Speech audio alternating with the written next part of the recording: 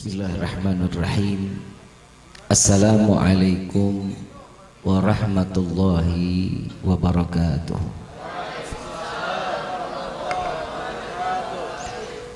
Yang sama kita muliakan dan kita hormati para alim ulama, para kiai, para kesepuhan yang selalu kita harapkan doa serta keberkahannya. Ya insyaallah mudah-mudahan Allah panjangkan umur, sehat wal afiyah. Allah berkahkan kehidupannya fid dini wa dunya wal akhirah. Dan ya insyaallah mudah-mudahan kehadiran beliau-beliau di tempat ini penyebab turunnya rahmah, taufik dan hidayah dari Allah Subhanahu wa taala. Amin ya rabbal alamin. Yang juga yang kami hormati dari jajaran pemerintah daerah, Bapak RT, Bapak RW, Bapak Kepala Desa atau beserta jajarannya. InsyaAllah mudah-mudahan Allah panjangkan umur, sehat wal afiyah. Allah berkahkan kehidupannya fid dini wa dunya wal akhirah. Dan ya insyaallah mudah-mudahan jabatan-jabatannya di dunia ini penambah nilai ibadah di sisi Allah. Amin ya rabbal alamin. Salam ta'zim kami pula kepada calon kedua mempelai, wabil khusus Ananda atau saudara Iman, dan juga Adinda Santi yang insyaallah mudah-mudahan besok akan melaksanakan pernikahannya. Allah lancarkan di dalam perjalanannya. Allah jadikan pernikahan yang makbulah dan dijadikan keluarga yang sakinah, mawaddah, warahmah, serta diberikan keturunan yang saleh, salihah. Amin ya rabbal. Dan diberikan keberkahan di dalam umur. Ini yang paling penting, keberkahan di dalam umur.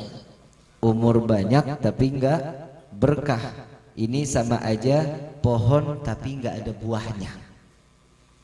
Allah berkahkan di dalam umurnya, dipanjangkan jodohnya sampai ke dalam surganya Allah. Amin ya rabbal.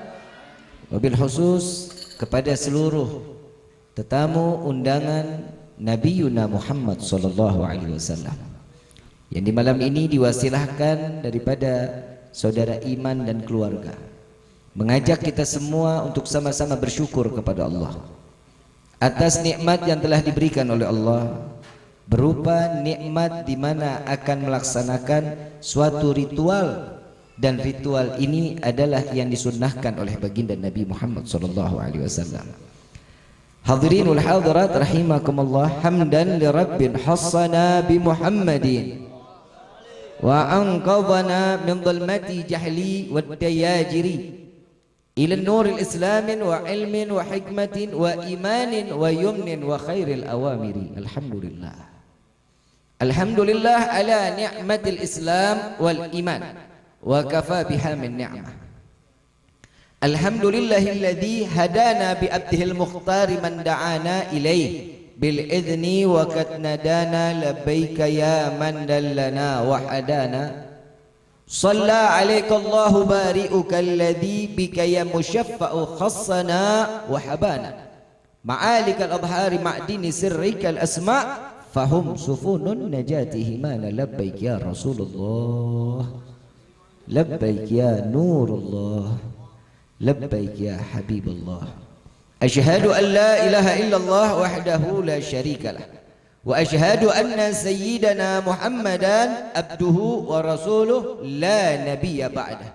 Allahumma fasalli wa sallim wa karrim wa azim ala sayyidina wa habibina wa syafi'ina wa qurrata a'yunina wa nuril qulubina wa maulana Muhammadin sallallahu alaihi wasallam wa ala alihi wa ashabihi wa adwajihi wa dhurriyyatihi wa ahli baiti ila yaumiddin.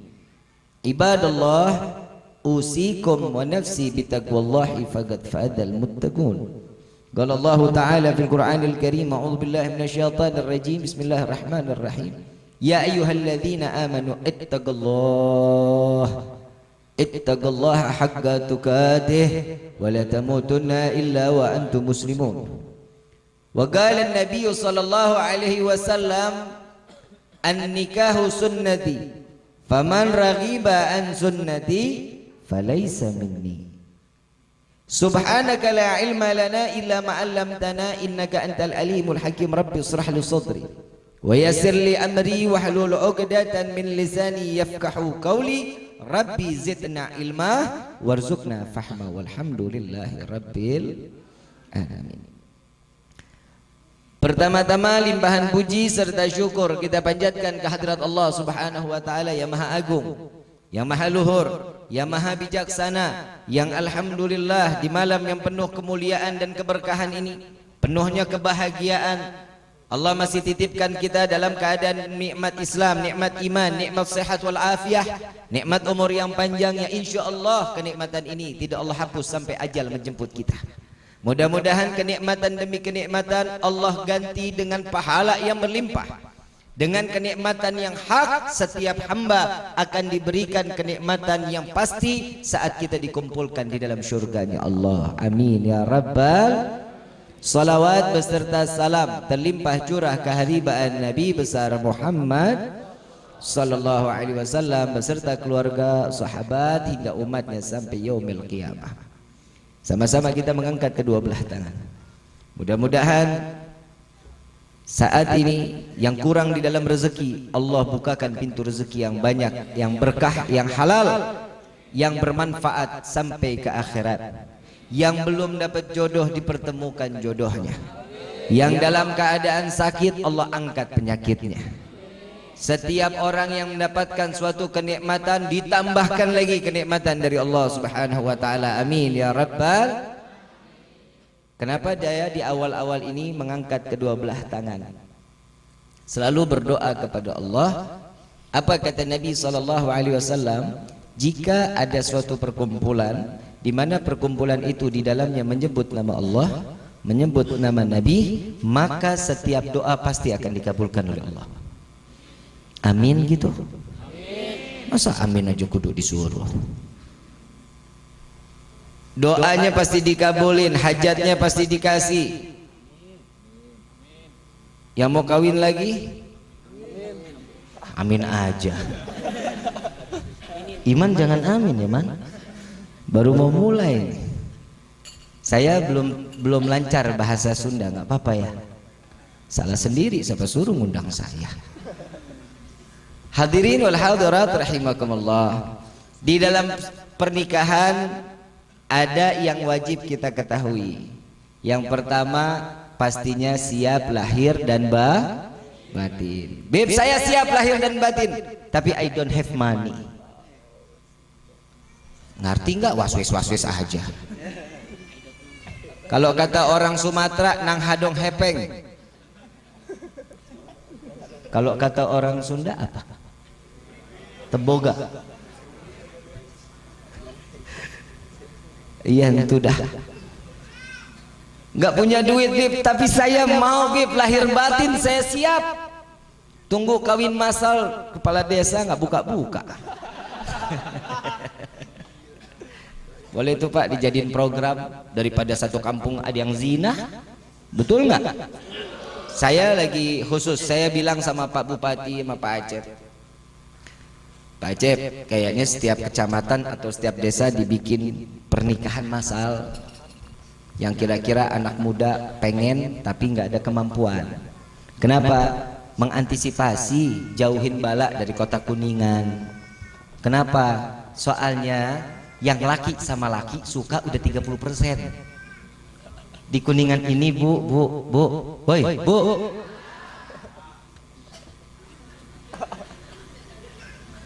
Kalau saya bingung ibu-ibu kalau ngelihat saya tuh bawaannya serius saja. Lagi pada bingung ini diciptain hidungnya dari apaan ini orang. Bu, punya anak laki nggak di rumah? Diperiksa bu, diperiksa. Bener-bener, saya ngomong nggak bohongan. Karena di Kabupaten Kuningan ini, saya megang pemuda-pemudi Kabupaten Kuningan, khususnya di Bikers Community. Di bikers anak-anak motor khususnya. Ini banyak ajang maksiat. Kalau kita lihat orang klub motor ini katanya, wah ini tukang minum, tukang begal. Tapi alhamdulillah Kabupaten Kuningan bikers-bikersnya baik-baik, ramah-ramah, bukan main insya Allah. Sekarang pemuda-pemudanya yang laki sama laki suka sesama jenis udah 30%. Jeruk makan jeruk, main pedang-pedangan. Yang di belakang dengar nggak? Lu main pedang-pedangan ya denger dah. Yang perempuan sama perempuan udah berapa persen, Bib? Sudah masuk di angka 17%. La ilaha illallah. Mudah-mudahan Allah berikan taufik dan hidayah. Tapi saya sebelum saya lanjutin lagi ke dalam hukum-hukum, saya mau ngasih tahu beberapa bulan yang lalu saya sempat nanganin, Pak. Ini PR buat kiai, para alim ulama, kepala desa, tokoh-tokoh masyarakat. Ini diperiksa kampung kita. Ada satu anak umur 17 tahun murtad. Umur 17 tahun murtad, pindah ke agamanya ke Kristen Protestan. 17 tahun, masih SMA, baru belajar. Kasusnya apa? Facebook. Orang sini kenal Facebook? Masa? Ada di media sosial namanya Facebook, Pak. Facebook ini ternyata dia kenalan dengan salah satu orang di dalam Facebook pertemanannya ini. Dia sering curhat keadaan rumah tangga atau keluarganya. Begitu curhat, ini teman lawan yang di Facebook ini mengasih satu solusi. Ngasih solusi, dikasih nasihat, lama-lama tertarik. Begitu tertarik ditanya, baru agamanya apa? Saya Kristen Protestan. Apakah ini yang diajarkan di dalam agamanya? Iya, agama kita kasih sayang. Bagaimanapun keadaan rumah tangga, kita pasrahkan kepada Tuhan. Akhirnya usut punya usut, pindahlah agama ini anak. Udah pindah agama, pakai gay lagi, kan repot. Dibawa ke rumah saya. Habib, ini kiai udah nasehatin nggak bisa. Tokoh sudah nasehatin nggak bisa. Kayaknya mesti di tangan anak muda nih, Bib, katanya. Datang ke rumah saya. Saya belum tahu kalau dia punya penyakit. Penyakitnya laki suka sama saya. Yang namanya saya disuruh nasehatin, saya masukin ke dalam kamar. Sini, cerita sama saya, ngobrol berdua. Dari mulai saya ajak bicara, nggak pernah natap mata saya. Gak pernah mau, nunduk aja. Dinasehatin, enggak mau dengerin. Saya tanya, kenapa enggak pandang muka saya? Berarti kali kamu ini enggak ngehargain saya ajak bicara. Saya ini lawan bicara kamu. Enggak tahu saya, Pak Habib, kalau deket Pak Habib, saya kok ada getar-getar. Ya, gua ngeri juga nih orang. Saya tanya, maksudnya apa? Saya sepertinya ada kelainan, saya suka juga dengan laki-laki. Maksudnya? Iya, saya ada terpesona juga kalau ngelihat laki-laki tampan, katanya. Wah, gue ganteng juga. Yang kata ganteng orang gay nggak bangga saya.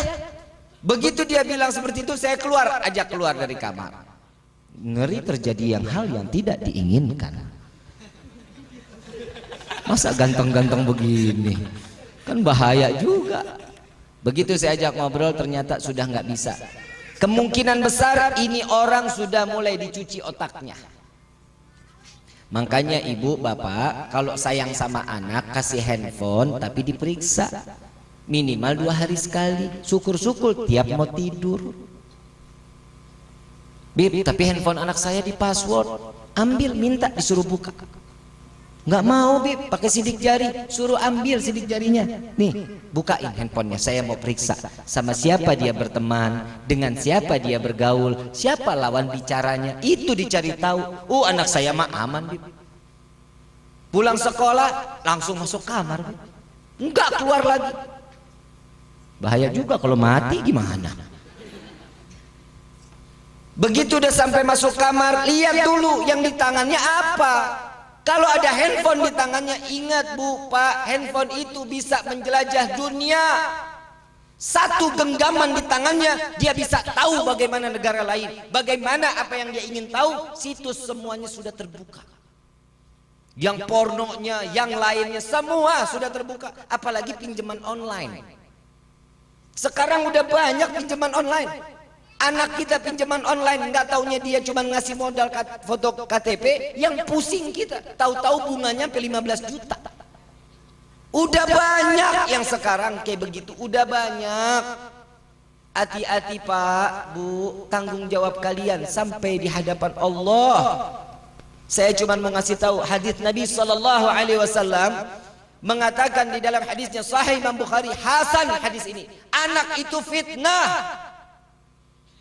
Anak fitnah, fitnah di dunia, fitnah di akhirat. Tergantung bagaimana kita cara ngedidik anak-anak kita. Bib, anak saya mas sekarang man, ya Allah Bib, ngelawan sama saya. Salah siapa? Jangan disalahin anaknya, salahin orang tuanya. Kenapa? Terlalu enak, terlalu ngebiarin. Bib, anak saya perempuan susah banget suruh pakai hijab. Udah Bib, saya biarin aja. Hati-hati, saat ada pembiaran, Allah laknat satu kampung.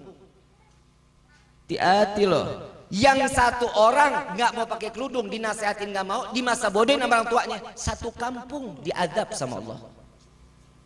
Hati-hati loh. Ini mudah-mudahan anak perawan di sini semuanya pakai hijab ya. Insya.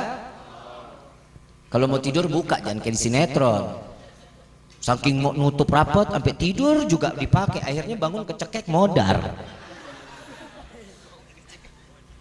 Paham ya? Bapak tanggung jawab ya Pak.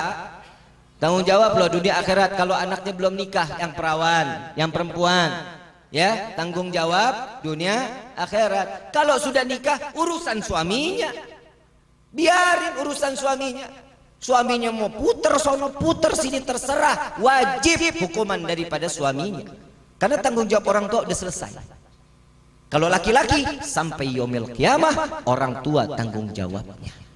Tuh bedanya laki-laki sama perempuan. Padahal perempuan itu masuk surga paling gampang. Mau tahu caranya?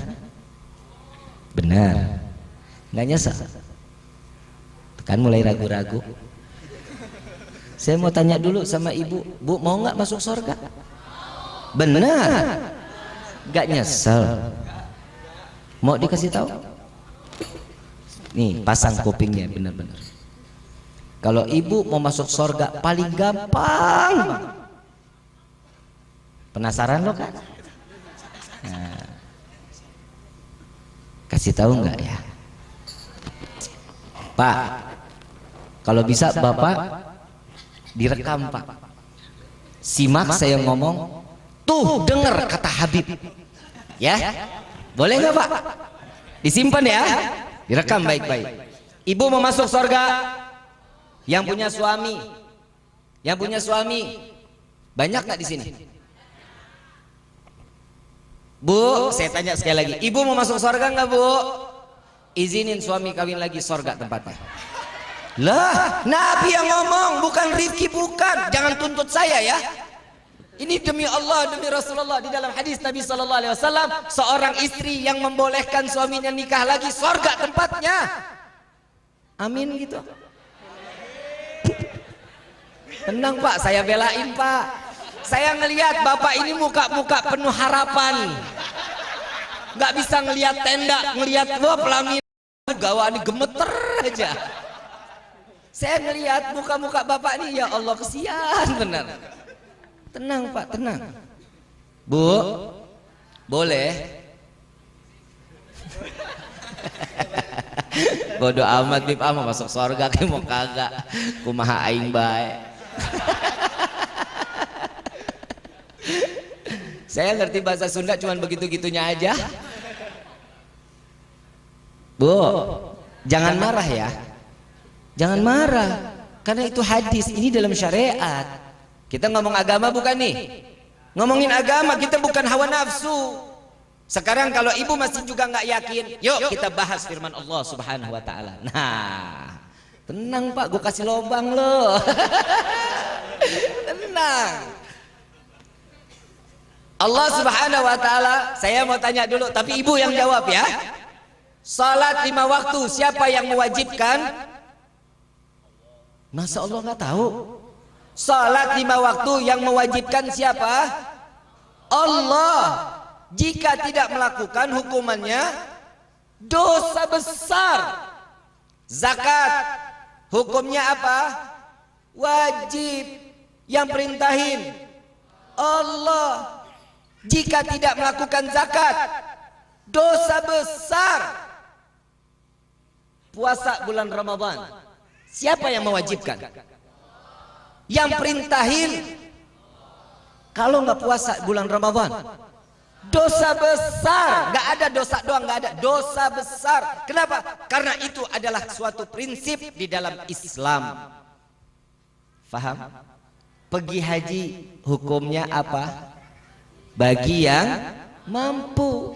Kalau nggak melakukan, Nabi menegaskan mereka yang memiliki harta, uang, setiapnya punya kemampuan, tapi tidak ingin melaksanakan haji, kata Nabi SAW, tinggal pilih mau mati secara Yahudi apa Nasrani. Betul apa enggak? Berarti hukumnya wajib. Jika tidak melakukan, dosa besar. Faham ya? Sudah paham sampai sini? Nikah 2 boleh apa enggak? 3, 4, 5, enggak, 4 doang. Maruk loh. Boleh. Bib hari kan ada 7 koplak nih namanya nih. Dengkul nih copot. Kayak yang subur. Hari 7 bini 9. 2 buat apa? Serep bib. Saya ketemu sama yang subur, rumahnya alhamdulillah nggak jauh di Jakarta sama saya. Yang ya Allah yang udah peot. Mana bininya cakep-cakep banget lagi Pak, Masya Allah. Kenapa mau sama yang subur? Yahud bib. Kenapa sih? Berarti 2 boleh ya, 3 boleh ya, 4 boleh ya. Siapa yang perintahin? Siapa yang membolehkan? Urusan ibu apa nggak ngebolehin? Emang ibu jauh lebih mulia dari Allah? Wah besok nih Habib kayaknya gue nggak undang lagi nih.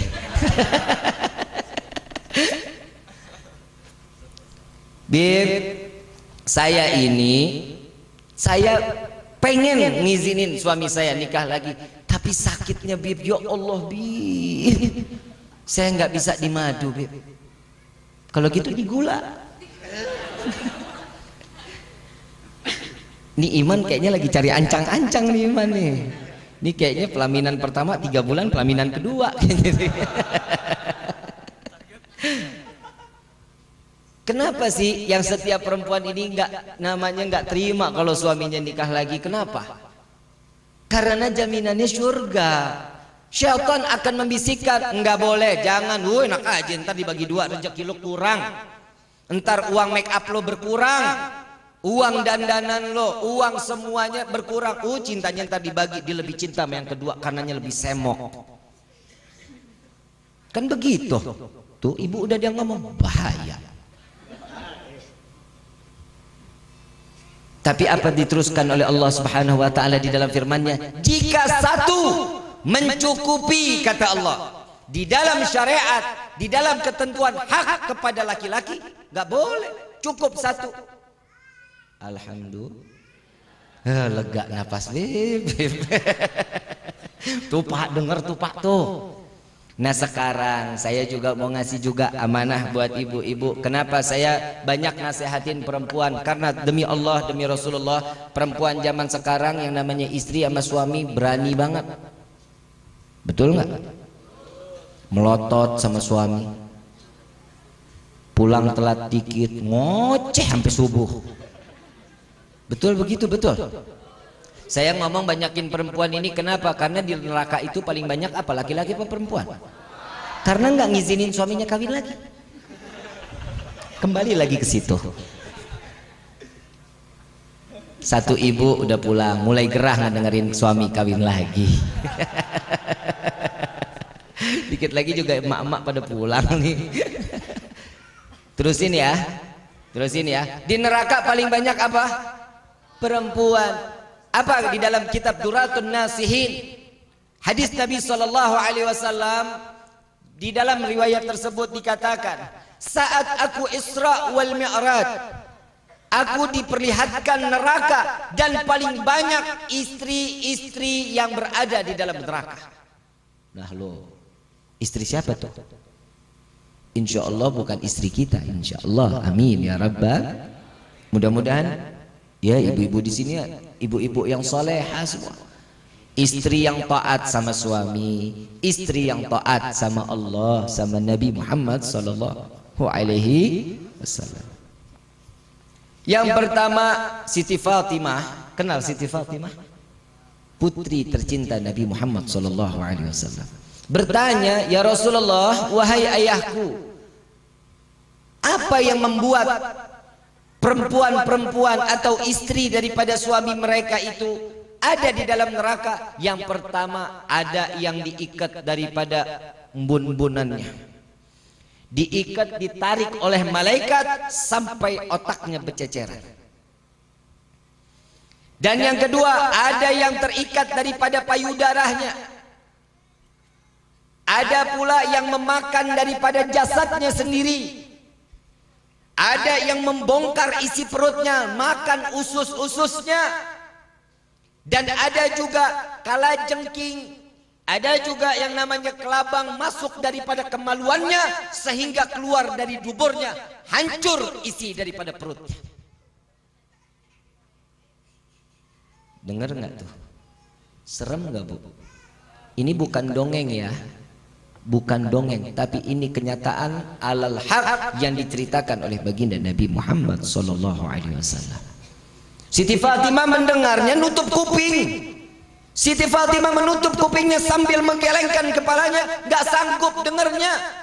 Khawatir dirinya yang akan mendapatkan siksaan tersebut. Sedangkan Siti Fatimah Al-Batul Az-Zahra yang tersucikan dan yang teraman daripada siksa api neraka masih menangis mendengar suara perempuan seperti itu. Sampai saat itu Siti Fatimah bertanya lagi, ya Rasulullah, tidak tahan aku mendengar daripada ceritamu ini. Aku ingin mendengar apa dosa daripada istri tersebut yang mereka ditarik daripada rambutnya sampai ke ubun-ubunnya, sampai tercecer otaknya, mereka yang sampai mati tidak menutup auratnya. Dan yang kedua, yang menggantungkan daripada payudaranya, mereka yang mengumbar jasad atau badannya untuk dilihat daripada laki-laki yang bukan mahramnya. Yang ketiga, mereka yang memakan daripada daging-daging jasad sendiri karena mereka adalah seorang wanita yang demen berhias untuk dipandang untuk orang lain, bukan untuk menyenangkan suaminya. Yang keempat, kata Nabi, kemaluannya dimasukkan daripada kalajengking dan daripada binatang-binatang yang sangat beracun masuk ke daripada alat kelaminnya, keluar sampai duburnya sehingga digerogoti daripada isi perutnya. Mereka yang tidak menjaga kemaluannya. Yang kelima, mereka yang membuka daripada isi perutnya, memakan makanannya daripada isi perutnya sendiri. Mereka yang menceritakan kejelekan suaminya. Ini kira-kira saya enggak menuduh, tidak berprasangka pun tidak. Insya Allah mudah-mudahan wanita yang berada di desa ini Allah selamatkan dari siksa tersebut. Saya nggak perlu ibu jawab, perempuan jawab, tapi renung sendiri. Dari sekian banyak yang diceritakan, ada nggak salah satunya yang saya tidak jaga daripada kehormatan suami saya? Sampai Nabi mengatakan, Bu, Pak, untuk menyampaikan kepada istri di rumah. Tahu nggak sih di dalam khutbah nikah, ya ayyuhalladzina amanu ittaqullah, di khutbah nikah ada dikatakan di dalam khutbah tersebut Nabi mengucapkan, wahai orang yang beriman, bertakwalah kalian kepada Allah. Karena pernikahan ini untuk menjaga keimanan dan makin taat ibadah kepada Allah. Hukum nikah itu banyak. Bisa jadi sunnah, Bisa jadi wajib, bisa jadi haram. Kapan ini terjadi? Sunnah. Jika, simak baik-baik, jika pernikahan tersebut ingin menambahkan nilai ibadah mereka kepada Allah, maka sunnah hukumnya.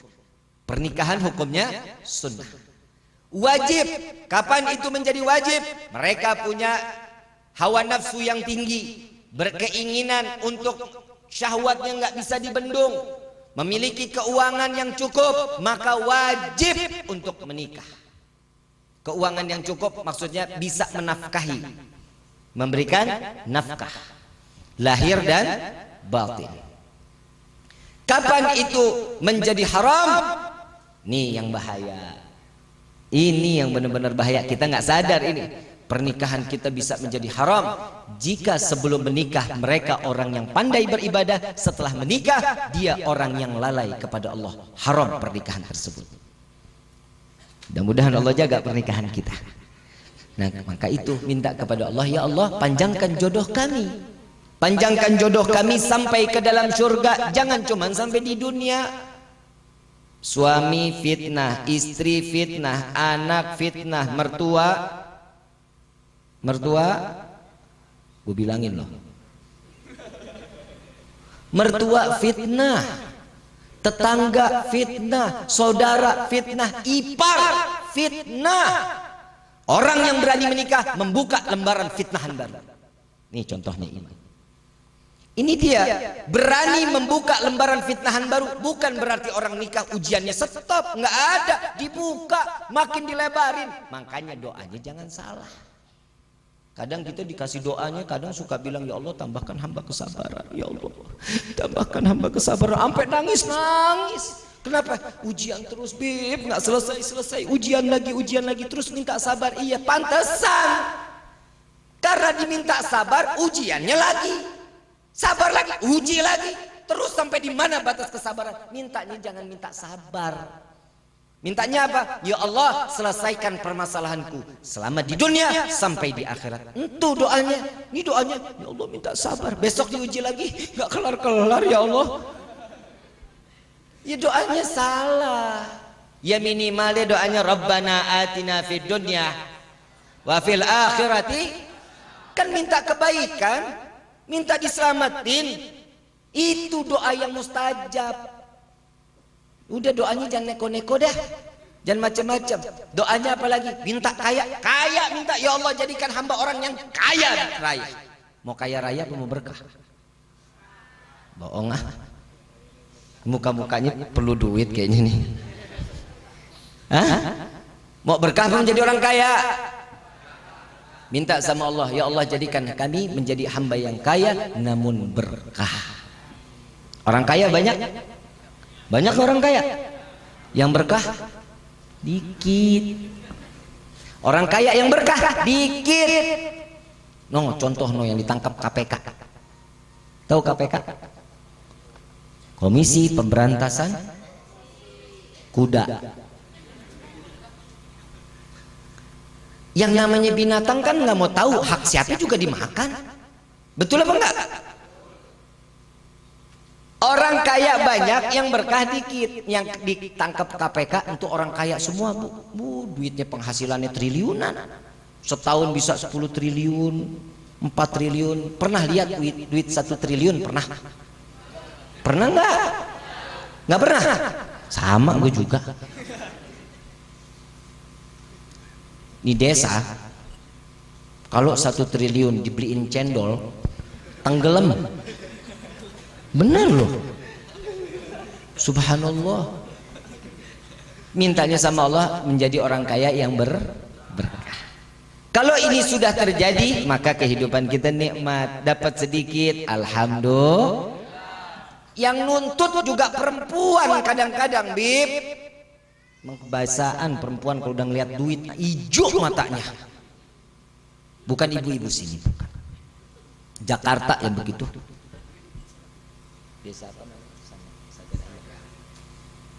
Saya tanya, ibu aslinya mana? Sagarahia. Yang namanya perempuan mah udah kodratnya matre. Tahu matre? Mata duitan. Ibu Ngaku nggak? Ngaku nggak? Harus ngaku. Kalau ibu bilang saya enggak, bohong. Saya kasih pilihan, saya bawa uang, saya kasih 100 sama 1 juta, yang dipilih yang mana? Oh kan matre loh. Kalau bapak dikasih, Pak, ini saya kasih 100 sama 1 juta, bapak ambil yang mana? Karena dirongrong sama ibunya, mintanya 1 juta juga. Tetap Pak, saya belain, tenang. Kita sama-sama laki-laki Pak. Nasib kita sama. Bib, yang namanya perempuan matre doyan duit, masa ya Allah Bib, itu mah udah kodrat Bib. Emang beli lipstik pakai apa? Tuker guling. Betul? Pixie aja bedaknya udah ketahuan 175. Lipstik yang namanya makeover udah 220. Krim siang, krim malam, toner, sabunnya satu paket 375. Belum lagi deodorannya, belum lagi maskaranya, maskaranya udah 125. Blush onnya dengan paket-paketannya, dengan koasnya, semua 240. Habib tahu banget bini gua. Begel banget, begel. Semuanya kan pakai modal Bib kalau mau istrinya cantik. Iya, memang. Pokoknya kalau ada yang bilang Bib saya nggak berani nikah Bib, belanjaannya banyak, sampai kapan laki juga nggak bakal kawin. Nah kenapa? Emang perempuan butuhnya yang begituan. Nah kalau laki-laki yang butuh make up kan lekong namanya. Kan begitu kan.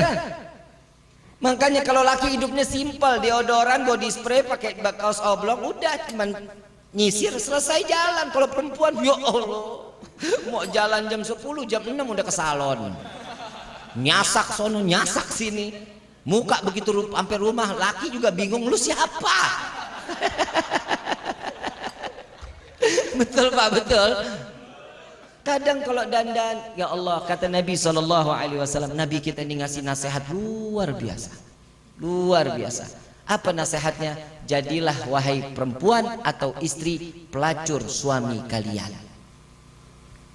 Dengar nggak Bu? Pura-pura nggak dengar loh. Bu, tahu nggak kata Nabi apa? Wahai wanita, wahai para istri, jadilah kalian pelacur suami kalian. Tahu pelacur? Tahu pelacur? Masa nggak tahu? Tahu nggak?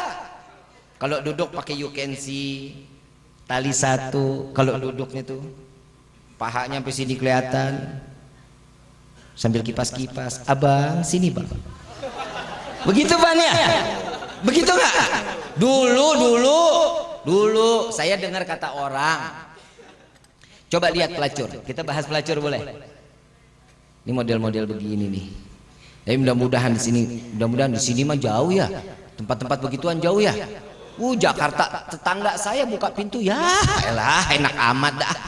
Tinggal tomprok. Kalau kata anak saya tinggal lep. Di sini kan jauh mau kemana-mana ya.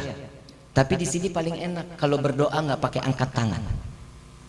Kenapa Bib? Cuman ngetok aja langit. Ya Allah, kabulin dong. Dekat banget sama langit. Saya dari tadi masuk ke sini naik, nggak turun. Saya bingung gimana ntar pulangnya bagaimana ini. Subhanallah. Tapi mudah-mudahan naiknya daripada daerah ini Allah berkahi, rezeki kita Allah naikin lagi. Amin ya rabbal alamin. Yang namanya pelacur Pak, saya nggak ngomong sama ibu, saya ngomong sama bapak. Yang dijual di tempat begituan tuh, yang dijual pelacur. Pelacur itu laki apa perempuan? Nggak ada pelacur laki, nggak ada, demi Allah nggak ada. Itu namanya orang gila. Ngapain jual laki? Pak, kita fair-fairan aja Pak. Tenang, saya nggak aduin kok. Yang namanya pelacur laki apa perempuan? Perempuan. Coba kalau datang ke tempat kayak begituan, begitu lewat, ini yang namanya pelacur manggil, sini, yang sini. Kenapa Dek? Sini aku temenin, dipegang tangannya, dimasukinlah tuh ke dalam suatu ruangan gelap banget, cuman ada remang-remang lampunya.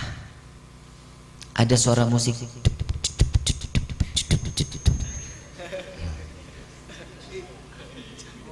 Begitu duduk di sampingnya sambil dipegang tangannya, yang mau minum apa? Mau panas atau dingin? Atau mau panas dingin? Iya kan, pembelikan bebas, pembelikan raja, betul. Yang dingin aja, yang diambil korek, dipanggil waitersnya. Datang waiters, ya ada perlu apa? Tolong layani, bikinin yang dingin banget. Kalau bisa begitu dia minum, dianya ikut beku. Begitu selesai minuman telah datang sambil dipegang. Gimana pekerjaan yang lelah hari ini? Banyak nggak pekerjaannya? Penghasilan sampai dengan lelahnya ditanya capek apa enggak? Kira-kira istri kita begitu apa enggak? No, yang belakang ngaku no. Kenapa sih laki-laki paling banyak ke tempat pelacuran? Karena itu yang dicari. Apa? Perhatian. Makanya ibu kalau ketemu suami dandan yang wangi, jangan balsem mulu. Dikit-dikit balpirik, dikit-dikit cap kampak. Paling wangi fresh care. Kesian suami lagi cium pedas mulutnya. Betul Pak, betul. Udah daster bolong dipakai mulu, peniti atas, peniti bawah, samping peniti. Ya Allah, buang apa buang? Suami datang capek, pengen peluk kesah, begitu peluk tangan ketuncep. Senang kagak sayang hilang tetanus. Lah iyalah peniti karatan. Nyuci ngikut, nyetrika ngikut, jemur ngikut tuh peniti. Masya Allah, dibuang. Bu, sayangin suaminya. Kalau udah nggak ada nyesel nantinya. Tahu Siti Khadijatul Kubra? Siti Khadijatul Kubra adalah istri Nabi Muhammad SAW yang luar biasa. Tanpa ada suatu hal apapun, dengan menerima Nabi ikhlas lillah wa fillah, dengan harta, dengan jasad, dengan pikiran, dengan semua yang ada dari ujung rambut sampai ujung kakinya, semua diberikan untuk Nabi Muhammad SAW. Kita tahu betul, bapak tahu, bu, ibu tahu, Mekah, kota Mekah itu, insya Allah mudah-mudahan Allah ringankan langkah kaki kita untuk melaksanakan ibadah umrah dan haji. Kita tahu bagaimana Mekah, kita tahu bagaimana Madinah. 70% wilayah Mekah itu tanahnya punya Siti Khadijatul Kubra. Saudagar yang paling kaya, istrinya Nabi dinikahin umur 45. Masya Allah. Dinikahin apa kata Nabi? Persyaratan orang menikah. Man, lu dengerin gue nih man. Persyaratan orang nikah yang pertama, lihat si perempuannya cantik apa jelek. Bukan jelek, kurang cantik. Itu yang pertama. Yang kedua, setelah itu kaya apa enggak? Kaya atau tidak? Kenapa si Bib yang dipilih kaya atau tidak? Yang pertama, kayanya seorang perempuan itu bisa membawa keberkahan untuk suaminya. Bukan dihabisin sama laki, bukan. Kayanya seorang istri bisa membawa keberkahan kepada suami. Suami pun akan tumbuh, ingin mencari rezeki lagi, nyari rezeki lagi. Untuk apa? Untuk membahagiakan istri. Yang ketiga, lihat latar belakang keluarganya. Latar belakang keluarganya bagaimana? Itu dicari tahu. Ya, ahli ibadah atau enggak? Kalau enggak ibadah, jangan dia. Kenapa? Bakal nyusahin nih nantinya nih. Paham ya? Yang kelima apa kata Nabi? Yang kelima kata Nabi, lihat jalannya. Perempuan disuruh lihat apa? Jalannya. Kalau megar, ngangkang jangan. Ini Nabi yang ngajarin, bukan saya, bukan. Saya mah dari kitab saya cuma nyampein. Mau terima mau enggak, ya itu kata Nabi. Lihat jalannya, rapet, rapi, nggak pernah menggoda. Ada kan perempuan sekarang kalau jalan ngegoda. ngegoda banget kayak lonceng. Betul. Makanya perempuan itu dikatakan oleh Nabi, Siti Fatimah mengajarkan pula pakai bajunya tuh jangan sampai kelihatan bentuk tubuh. Jangan sampai kelihatan bentuk tubuh. Makanya ibu dandan di depan suami. Dandan. Suami pergi nih. Di sini rata-rata apa? Ke sawah atau ke sawah? Kalau ke sawah jam berapa? Jam 7 pagi. Jam 7 pagi ibu udah rapi tuh. Astagfirullahalazim. Lu pada jujur-jujur amat sih lo. Jam 7 rapi bu, udah dandan, bikinin kopi. Emang gak ada yang begitu pak? La haula wala quwata illa billah. Ini tanda-tanda kiamat. Habib kayaknya perempuan salah mulu. Bukan salah mulu, saya lagi ngelurusin biar benar.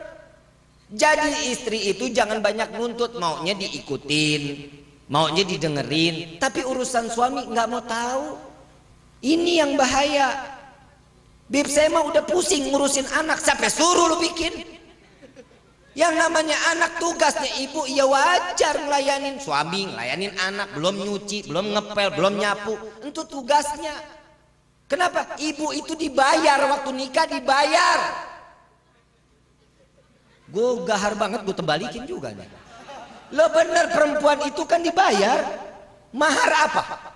Ibu dibeli bu, ibu tuh nikah dibeli, itu namanya mahar. Paham? Nah setelah itu terserah laki, ibu mau diapain, mau dipelintir, mau digulung-gulung, terserah, itu hak di suami. Ubib kalau kayak gitu lah, nikah nggak enak. Saya jujur sama ibu yang udah nikah, enak apa enggak? Hah, itu lo jujur kan?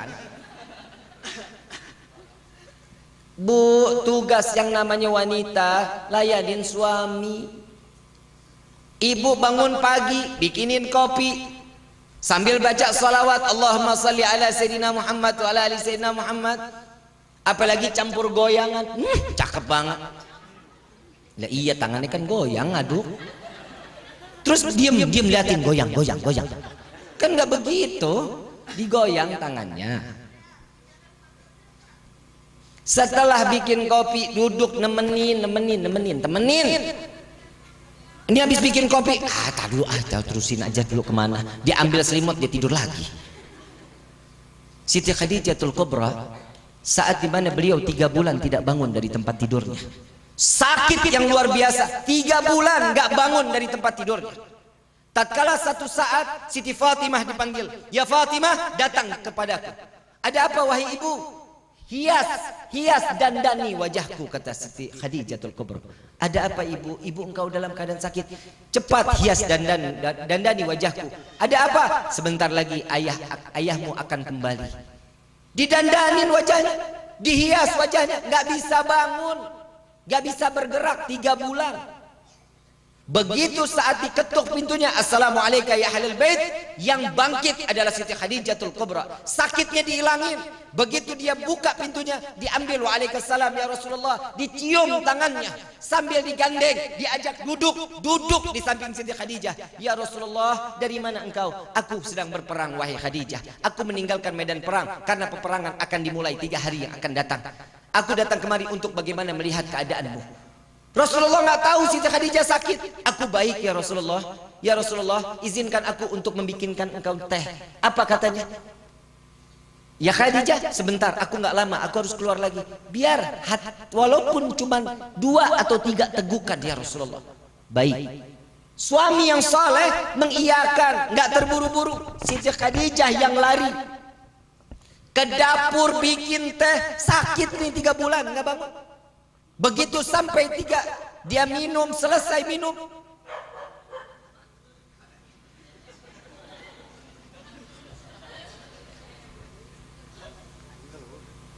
kita kan nggak ngomongin dia ya.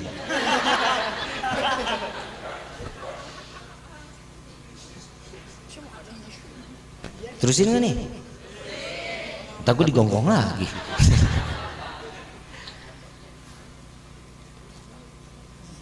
Setelah saat dimana setelah membuat minuman dikasih ke si Rasulullah, diminum oleh Rasulullah, selesai itu Rasulullah bangkit pergi. Ya Khadijah, aku harus pergi kembali untuk ke medan perang. Silahkan ya Rasulullah, fi amanillah, semoga engkau selalu mendapatkan perlindungan dari Allah. Istri yang solehah mendoakan suami saat keluar dari rumahnya. Ibu begitu nggak bu? Menang baik. Doain ya bu ya. Suami keluar dari rumah, ibu berdoa. Begitu Rasulullah baru 10 kaki, jalan kaki 10 kaki dari rumah Siti Khadijah, dipanggil oleh Siti Fatimah berlari. Ya Rasulullah, kembali ke dalam rumah. Ada apa wahai putriku? Ibu telah meninggal dunia. Seorang istri telah meninggal dunia setelah melakukan suatu kewajiban seorang istri kepada suaminya. Kira-kira tempatnya di mana? Tempatnya di mana? Surga tanpa dihisap. Ibu mau masuk surga tanpa dihisap mau? Gak perlu sholat sunnah, gak perlu puasa sunnah, qabliyah, ba'diyah, gak usah. Sholat apa yang namanya sholat duha, sholat tahajud, sholat taubat, gak usah. Wajibnya aja jalanin 5 waktu wajib, puasa bulan Ramadan, baca Al-Quran, zakat yang benar. Itu aja yang diwajibin. Yang sunnahnya nggak usah. Cuman satu kuncinya, taat apa kata suami. Iya, sorga tempatnya. Jangan banyak. Bu, nih satu lagi saya mau ngasih tahu. Bu, Pak, kalau di depan anak boleh panggil istri ibu. Boleh. Kenapa? Karena mendidik anak untuk manggil seorang ibu. Kalau di depan, di belakang anak, panggilannya romantis. Ya, jangan, nggak boleh loh. Ini panggilan orang tua, ini panggilan anak kepada orang tua. Jangan dipakai kepada pasangan suami istri, nggak boleh. Minimal panggilan nama. Minimal panggilan nama. Yang romantis, yang honey,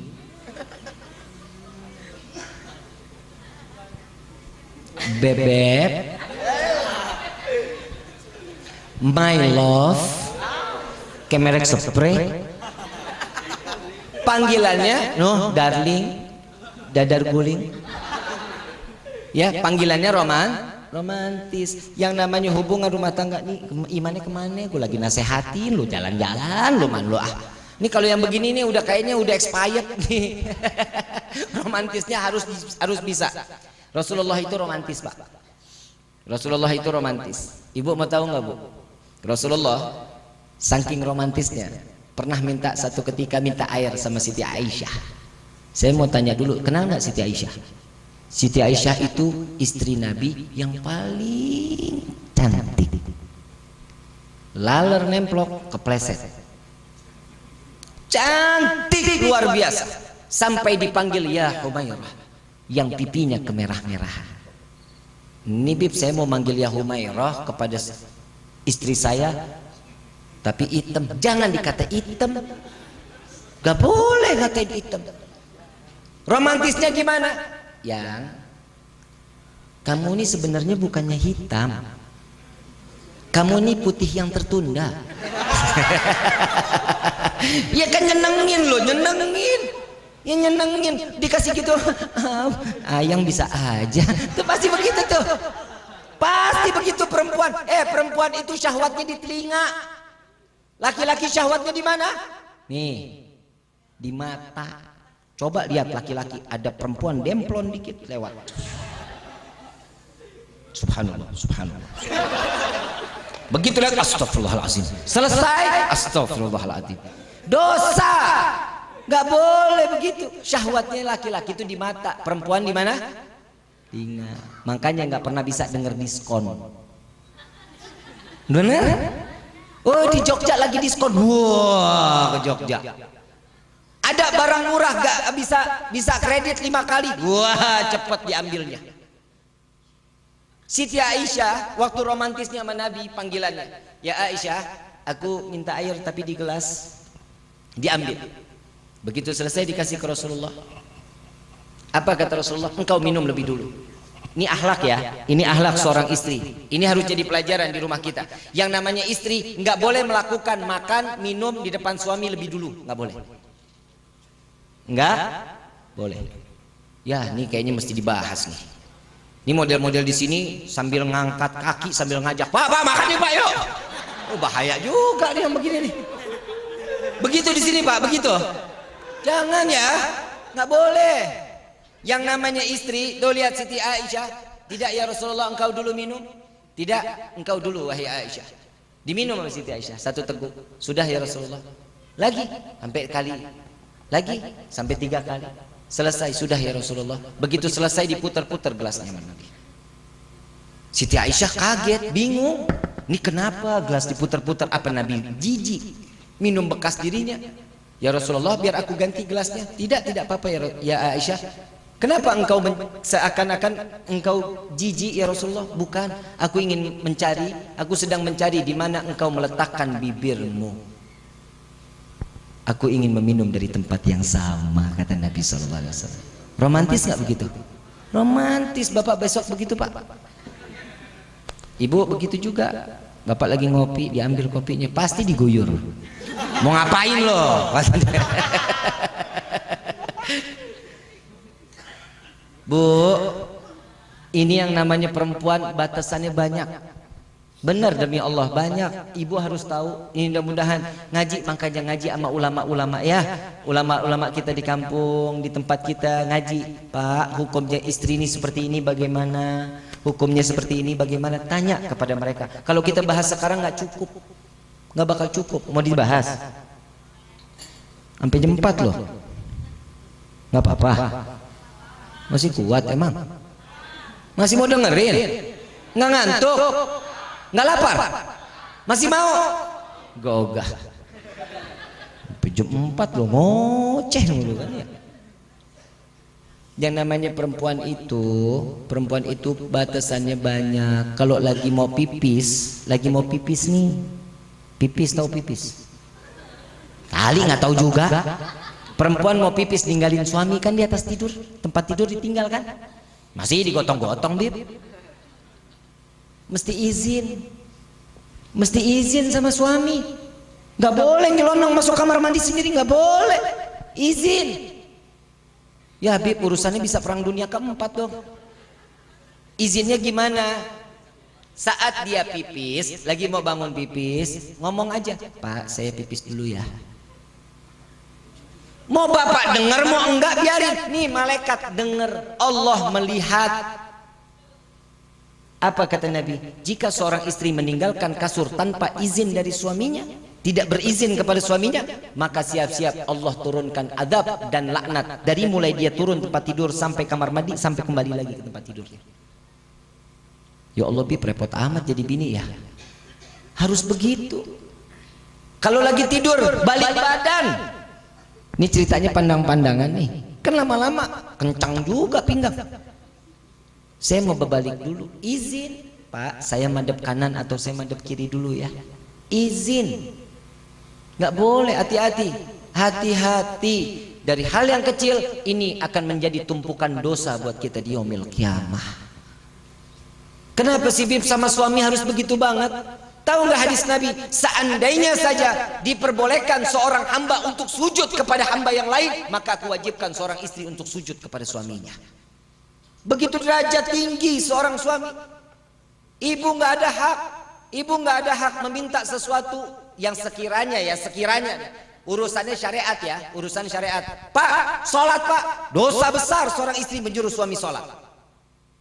Gak boleh, ingetin. Ya, yang bentar lagi duhurnya habis loh. Ingetin, nyuruh sholat Pak, sholat Pak, nggak boleh, dosa loh. Kenapa? Karena kewajiban seorang suami ngingetin kepada istri. Kalau istri cuma sekedar ingetin, yang bulan udah mau tenggelam tuh, sholat asarnya udah mau habis, ingetin. Itu namanya ngingetin. Merintahin nggak boleh, apalagi sambil megang handphone. Yang ambilin air dong, toyor palanya. Tahu toyor? Kelepak. Nggak boleh ya, nggak boleh. Baik-baik sama suami, baik-baik. Kalau ini sudah terjadi, pasti surga tempatnya.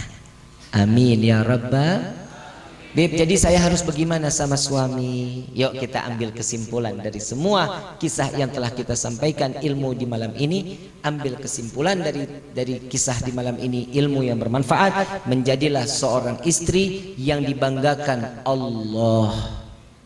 Amin ya Rabbal. Ibu taat sama suami yang bangga Allah. Senang. Nabi juga bangga ngelihat umatnya dalam keadaan taat. Semua kan ada pertanggungjawaban di hadapan Allah. Emang kita hidup cuma di dunia. Dunia ini fana, fata morgana, dilihat enak, digapai hayo kapan aja iya. Ingat, apalagi kalau rezeki dikasih terus bertubi-tubi dari Allah, terus dikasih rezeki tapi kita nggak beribadah kepada Allah. Jangan bangga kita. Mungkin kita salah satu yang imannya telah ditarik oleh Allah. Nauzubillah min dzalik. Beb, saya nggak ibadah, tapi rezeki saya makmur-makmur aja. Hati-hati nih, ini hati-hati. Bukan kita yang nggak mau ibadah, tapi Allah yang tidak mengizinkan kita untuk sujud kepadanya. Maka dari itu, ittaqullah, takutlah kalian kepada Allah. Kalau ini sudah ada rasa takut di dalam hati kita kepada Allah, maka semua kehidupan kita akan menjadi suatu kebaikan dan kebahagiaan di dunia sampai di akhirat kelak. Amin ya Rabbal. Saya mau tanya sekarang, pengen hidup di dunia senang, di akhirat susah? Pengen di dunia senang, apa di akhirat senang juga? Di dunia senang, di akhirat senang. Itu kan tujuan hidup. Apa kata Nabi di dalam hadis arba'in, hadis terakhir, saat Rasulullah mengatakan kepada Sayyidina Umar, ya Umar, dunia ini kita, Nabi mengatakan kita ini musafir. Suatu saat kita akan kembali ke tempat asal kita, kata Nabi SAW. Kemana asalnya? Di akhirat. Semua akan dipampang oleh Allah bagaimana kehidupan kita di hadapan di dunia ini. Jadilah pandainya sebagai hamba yang bersyukur kepada Allah. Saya ada satu kisah. Saya kalau cerita Nabi ini, dada saya kayak digodok Pak Bu, bener-bener. Nabi ini ngasih selamat buat kita ini bukan main, baik bukan main. Tapi kitanya nggak punya otak, kitanya nggak punya pikiran. Kebaikan Nabi kok dibalasnya sama kemaksiatan. Giliran datangnya ke rumah Siti Aisyah radhiyallahu anha wa radhaha. Saat beliau ada di dalam rumah Siti Aisyah, ketemu Siti Aisyah bicara, "Ya Aisyah, adakah engkau mengizinkan aku untuk aku malam ini aku beribadah kepada Allah?" Apa jawaban Siti Aisyah? "Ya Rasulullah, aku adalah manusia yang paling beruntung. Aku seorang wanita yang paling beruntung. Dari masyriq ilal maghrib, dari barat sampai ke timur, orang berbondong-bondong ingin berdekatan denganmu ya Rasulullah, ingin bersalaman denganmu, ingin bersentuhan denganmu. Tapi aku di malam ini, engkau berada di dalam rumahku, engkau berada di dalam kamarku, engkau berada di atas kasur bersamaku, engkau satu selimut denganku, bahkan kulitmu bersentuhan dengan kulitku ya Rasulullah. Aku adalah wanita yang paling beruntung. Jika engkau menginginkan malam ini untuk engkau beribadah kepada Allah, silahkan. Silahkan." Dan di saat itu Rasulullah bangkit dari tempat tidurnya, mengambil wudhu lalu salat. Siti Aisyah memandang Nabi Muhammad SAW. Lalu Nabi, saat dimana gerakan-gerakan Nabi, Siti Aisyah terus tak sadar meneteskan air mata. Begitu sampainya Rasulullah SAW dalam keadaan ingin selesai, terdengar kumandang daripada muadzin Nabi Muhammad SAW, Bilal bin Rabah. Dan di saat itu selesailah malam giliran untuk Siti Aisyah radhiyallahu anha wa radhaha. Habis malamnya untuk Nabi berdekatan dengan Allah Subhanahu wa taala. "Ya Rasulullah, apa yang kau lakukan wahai kekasihku? Wahai suamiku, apa yang kau lakukan sehingga di dalam setiap gerakanmu entah berapa di dalam rakaatnya, engkau apa yang kau lakukan?" Di dalam satu riwayat Nabi telah melakukan salat tersebut 1000 rakaat. Dan di dalam setiap gerakannya aku memandang ada tangisan di dalamnya, kata Siti Aisyah. Dari mulai takbiratul ihram ada tangisan di dalamnya, mulai rukuknya ada tangisan di dalamnya, saat i'tidal ada tangisan di dalamnya, saat dalam keadaan sujud ada tangisan di dalamnya, sampai salam pun ada tangisan di dalamnya. Apa yang membuatmu selalu menangis ya Rasulullah? Apa jawaban Sayyidina Muhammad SAW? Ya Aisyah, tidakkah boleh aku menjadi hamba yang bersyukur kepada Allah? Nabi menangis bersyukur kepada Allah. Kita tahu betul Nabi Muhammad adalah pemegang kunci surganya Allah. Kita tahu betul Allah akan memberikan tempat yang tinggi di hadapannya. Nama yang bersandingan dengan nama Allah. Dari mulai Nabi Allah Adam memandang langit surga, dikatakan la ilaha illallah Muhammadur Rasulullah. Nama Nabi sudah ada di langit di atas surga Allah Subhanahu wa taala. Coba kita bisa kebayang. Nabi aja masih pandai bersyukur kepada Allah. Bagaimana kita hadirin? Kita ini tiap hari bikin dosa, tiap hari tidak lagi mau dekat kepada Allah, tidak mau lagi kita duduk merenungkan diri apa yang telah kita perbuat di hadapan Allah di atas bumi ini. Ingat, langkah kaki kita akan ditanggungjawabkan di hadapan Allah. Ingat, mata kita akan jadi bertanggung jawab di hadapan Allah. Di dalam satu riwayat yang lain, Rasulullah SAW tidur di samping Siti Aisyah. Kenapa dari tadi saya mengatakan Siti Aisyah? Karena rawi atau syarah daripada hadis Nabi SAW yang paling banyak ini yang dikeluarkan daripada Siti Aisyah radhiyallahu anha waradhaha, karena hidupnya panjang bersama Nabi Muhammad SAW. Saat beliau tidur ada di sampingnya, aku memandang Nabi dalam keadaan membuka matanya. Tatkala aku dalam keadaan tertidur, sejenak aku tertidur, aku bangkit, aku melihat Nabi sudah tidak lagi ada di sampingku. Aku cari di mana Rasul sallallahu alaihi wasallam, ternyata Nabi sallallahu alaihi wasallam ada di dalam Masjid Nabawi. Sedang apa Rasulullah? Saat itu dicari, ditunggu, dilihat. Berapa kali, entah berapa kali, sampai ditanya, ya Rasulullah, apa yang kau lakukan? Kapan engkau istirahat ya Rasulullah? Kapan engkau tertidur? Apa jawaban Sayyidina Muhammad sallallahu alaihi wasallam? Ya Aisyah, jika aku tertidur, bagaimana nasib umatku di yaumil qiyamah? Bagaimana nasib umatku di yaumil qiyamah? Jika aku tertidur, Rasulullah 23 jam membuka matanya selalu berdekatan dengan Allah. 1 jam dibagi-bagi untuk dia berbicara, untuk dia ngobrol, untuk dia mengajar, untuk dia mandi, untuk dia ambil wudhu. 1 jam dibagi untuk kehidupan Nabi SAW. 23 diberikan kepada Allah Subhanahu wa ta'ala. Sampai ditanyakan, apa yang kau lakukan sampai kakimu dalam keadaan bengkak? Setiap malam aku harus sujud kepada Allah, menggelar daripada sorbanku ya Aisyah. Untuk apa ya Rasulullah? Tidak lepas 1 malam 1000 rakaat aku sholat taubat kepada Allah. Nabi tidak pernah berbuat dosa. Nabi tidak pernah mau berbuat dosa. Seandainya Nabi berbuat dosa, tidak akan dihitung di dalam dosanya oleh Allah Subhanahu wa ta'ala. Tapi Nabi 1000 rakaat sholat taubat di hadapan Allah. Siti Aisyah tidak tahan dengan hati yang didengar daripada Nabi SAW.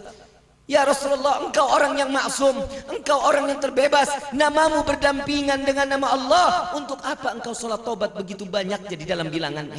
Ya Aisyah, aku sholat taubat kepada Allah sebanyak ini. Aku berharap kepada Allah. Aku khawatir umatku di akhir zaman belum sempat bertaubat kepada Allah, sedangkan mereka sudah diambil rohnya oleh Allah Subhanahu wa ta'ala. Sedangkan aku berharap sholat taubatku ini dapat menambal taubat umat-umatku. Kita yang bikin dosa, Nabi yang sholat taubat. Kita yang bikin dosa, Nabi yang beristighfar kepada Allah. Ayyuhal hadirun, tubna ilallah. Taubatlah kepada Allah, minta ampunlah kepada Allah. Tidak ada yang abadi di dalam kehidupan ini, melainkan setiap amalan yang kita lakukan, kebaikan atau keburukan, akan dipertanggungjawabkan semua di hadapan Allah Subhanahu wa ta'ala. Dimulai malam yang penuh kemuliaan ini, yuk sama-sama kita mengangkat kedua belah tangan. Kita minta kepada Allah, mudah-mudahan di malam ini dosa kita diampuni oleh Allah Subhanahu wa ta'ala. Ni lisan yang sudah lama tidak lagi pernah menyebut nama Allah, di malam ini kita sebut nama Allah dengan penuh kasih sayang, dengan penuh ketawadhuan, dengan penuh rasa takut kepada Allah, agar segala dosa kita diampuni oleh Allah Subhanahu wa ta'ala. Walillahi asmaul husna fad'uhu biha faqulu jami'an ya Allah ya Allah ya Allah ya Allah ya Allah ya Allah ya Allah ya Allah ya Allah ya Allah ya Allah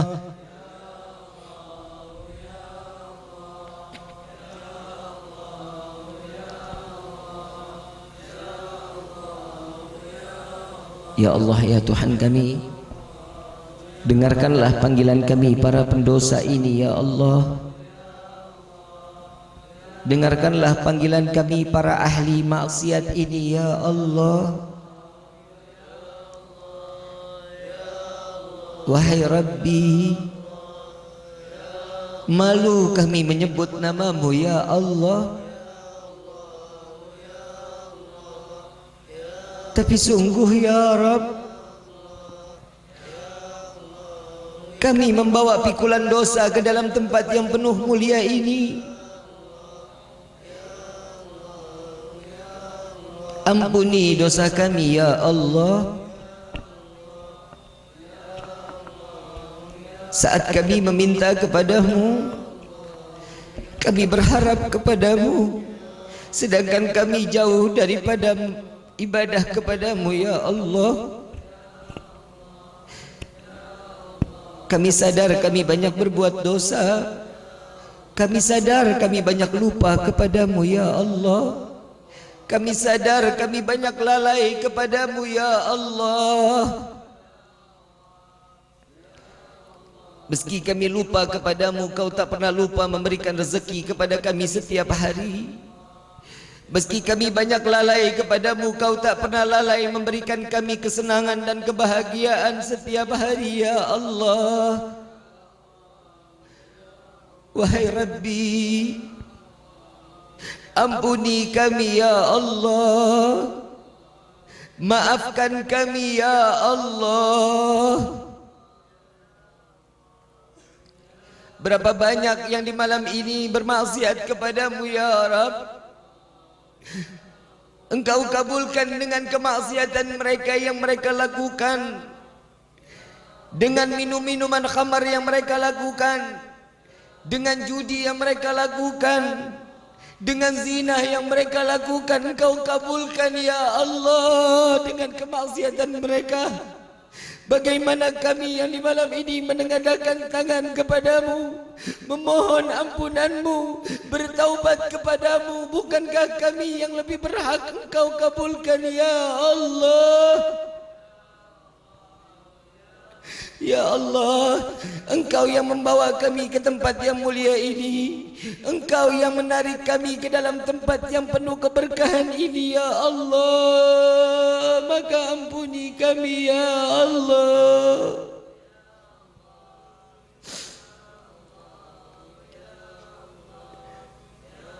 Ya Allah, jika Engkau ambil nyawa kami saat ini sebelum Engkau ampuni, sungguh kami tidak akan sanggup menerima siksa daripada alam kubur. Kami tidak akan sanggup menerima siksaan padang mahsyar. Kami tidak akan sanggup menerima siksa daripada api neraka-Mu ya Allah. Ampuni kami ya Allah, ya Allah, ya Allah, ya Allah, ya Allah.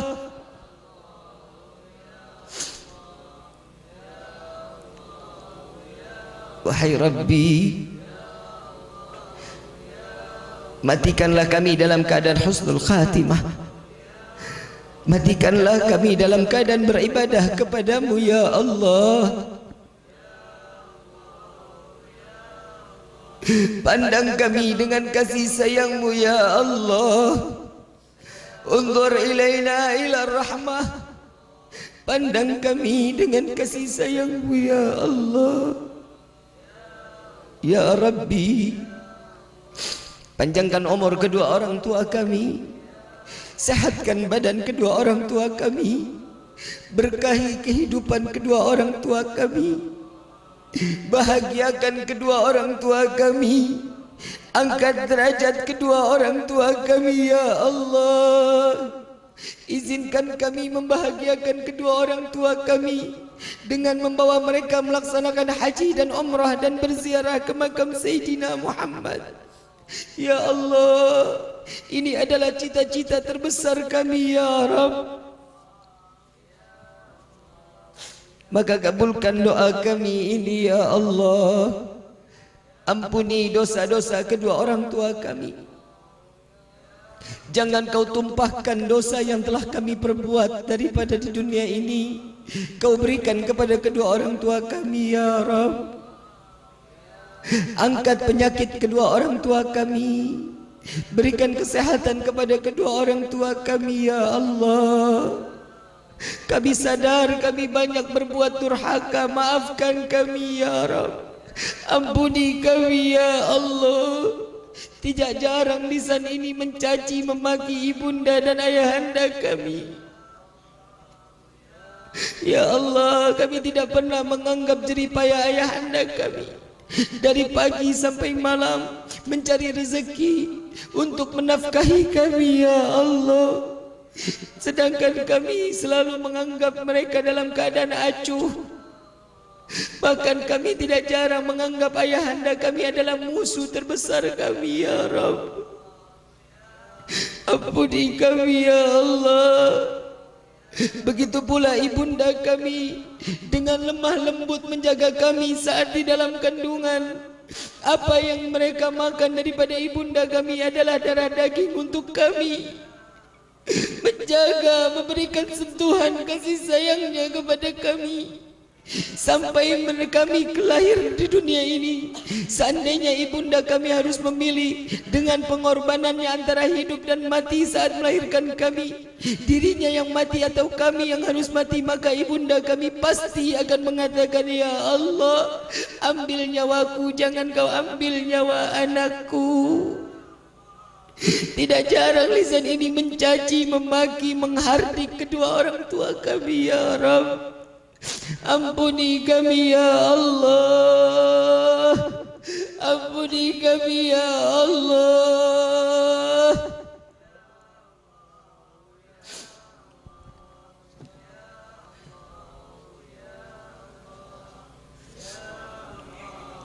Ya Allah ya Tuhan kami, bagi kedua orang tua kami yang telah tiada, lapangkan kubur mereka ya Allah. Jadikan kubur mereka raudhah min riyadhil jannah, dan jadikanlah kubur mereka taman-taman syurga-Mu ya Allah. Ya Allah ya Tuhan kami, kumpulkanlah kami bersama keluarga kami di dalam syurga-Mu dan juga kedua orang tua kami. Jangan kau jadikan kami adalah fitnah di dunia ini, fitnah di akhirat. Jangan kau jadikan kami sebagai anak yang dapat melemparkan kedua orang tua kami ke dalam neraka-Mu ya Rabb. Izinkan tangan kami ini untuk menggenggam tangan kedua orang tua kami saat melintasi sirat, sehingga kami dapat masukkan mereka ke dalam syurga-Mu ya Allah. Ya Rabbi,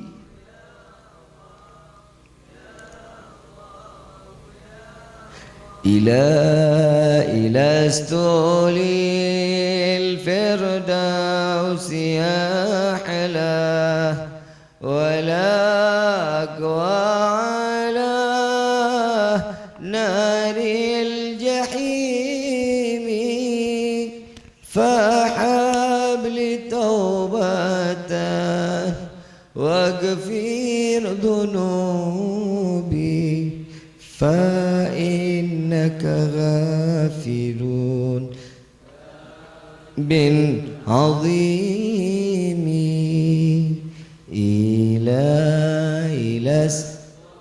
Wahai Rabbi, sadar diri ini tidak pantas masuk ke dalam syurga-Mu ya Rabb, karena kami bukan orang yang pandai di dalam beribadah.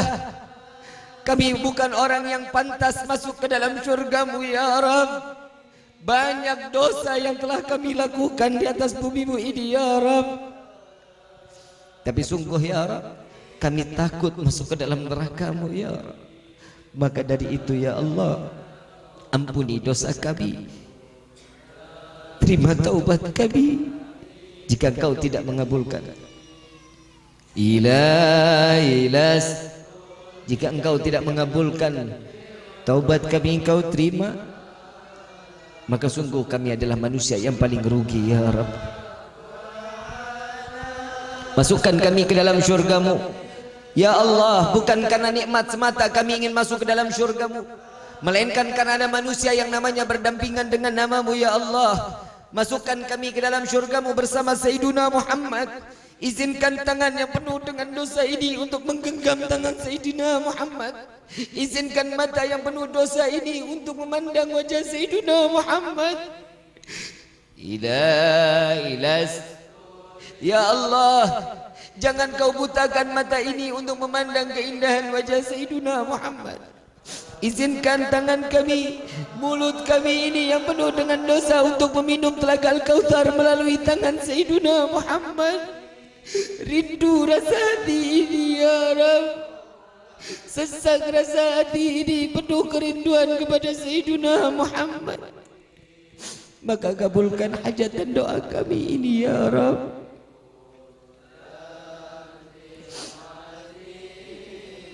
Al-Fatihah bil qabul wa tamkul sulu ila hadratir Rasul bi sirril Fatihah.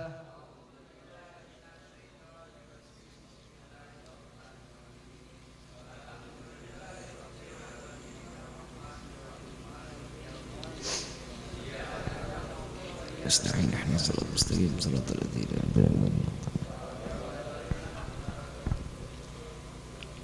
Amin amin ya rabbal alamin. Hadirinul hadirat rahimakumullah, kita minta pula kepada Allah, mudah-mudahan Allah jauhkan negeri kita dari orang-orang yang zalim.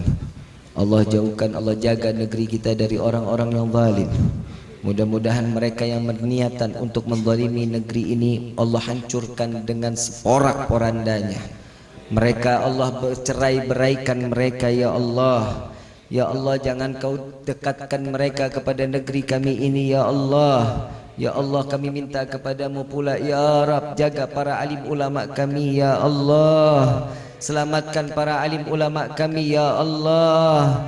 Jauhkan segala fitnah daripada alim ulama kami ya Allah. Wabil khusus Al-Habib Muhammad Rizik bin Husin Syihab, mudah-mudahan Allah jauhkan beliau dari segala bentuk fitnah lahir wa batin. Dan segera Allah pulangkan beliau ke negeri tercinta kami Indonesia ini ya Allah. Amin ya rabbal alamin. Hadirinul hadirat rahimakumullah, saya ingin mengijazahkan salawat asyikil. Salawat asyikil ini insyaallah mudah-mudahan bagi keinginan sesiapa pun yang ingin menzalimi kita, Allah jauhkan dari segala bentuk kezaliman yang datangnya kepada diri kita. Allahumma salli ala Sayyidina Muhammad wa ashghilin zalimin. Allahumma salli ala Sayyidina Muhammad wa ashghilin zalimin wa akhrijna min baini salimin wa ala ali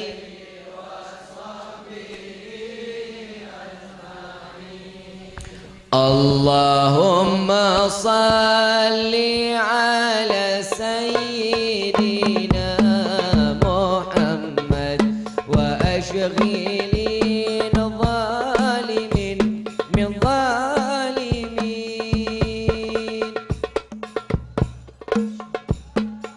min baini salimin wa ala alihi wa sahbihi. Baca semua sama-sama. Allahumma salli ala Sayyidina Muhammad ashghilil zalimin bil zalimin. Allahumma salli ala Sayyidina Muhammad wa ashghilil zalimin min zalimin wa akhrijna min baini salimin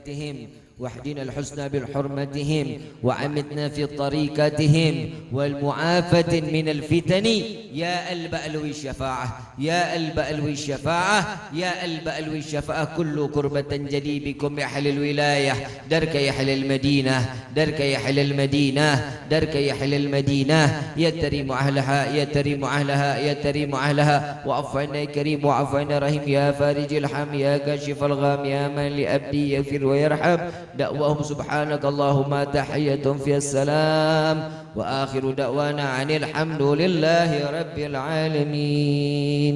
Hadirin wal hadirat rahimakumullah.